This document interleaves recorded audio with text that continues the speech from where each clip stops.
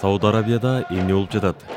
Кымбат мейманканалар абактарга айланып, байканзадалар туткун болуп калышты. Чыңалуу күчөп, согуштар тутанып, окуялар тездик менен өзгөргөндүктөн аларды түшүнүү кыйын болууда. Бул башаламандыктын чордонунда мураскер ханзада Мухаммед бин Салман турат. Ал өзүн араб чөлкөмүндөгү эң таасирдүү инсан катары турукташтырып алганы анык. Бирок Сауд Арабияда орун алып жаткан жагдайды түшүнүү үчүн өлкөнүн тарыхын түшүнүү керек. Абдулазиз Ал-Сауд аттуу инсан болгон. Ал 3-чү Сауд королдугун негиздеген. Бул өлкө Ирактан Йеменге, Гольф кысыгынан Кызыл деңизге чейинки аймакты камтыйт. Королдун ондогон уулдары болгон. Ал тактыны бир уулунан экинчи уулуна өтүшүн каалайт. Мунай өлкөнүн байлыгынын негизги булагы. Королдун уулдары кландардын башчылары болуп калды.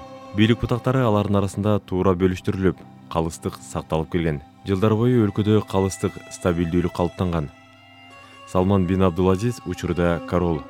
Анын бир туугандарынын көбү тирүү эмес. Такты эмки муундун мүчөсүнө берилиши керек эле. Азыркы королдун жени Мухаммед бин Наиф мураскер катары ырас салган. Ошентип такты Ал-Сауд үй бүлөсүнүн ичинде жүрүп турат. Азыркы жагдай андай эмес. Корол Салман амбициялуулуу Мухаммед бин Салманды тактынын экинчи мураскери катары дайындайт.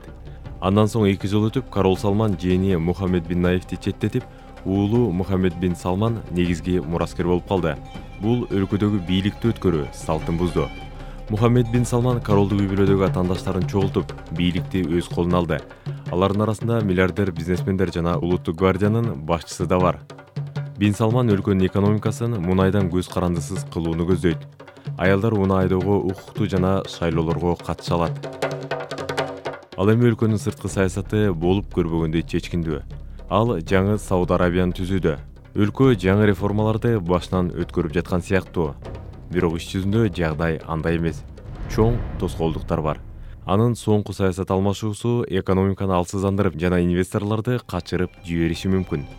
Анын чөлкөмдөгү саясаты бир топ карма-каршылыктуу. Сауд Арабия Иран менен каймайтышып, ал эми Йемен менен чындап согушуп жатат.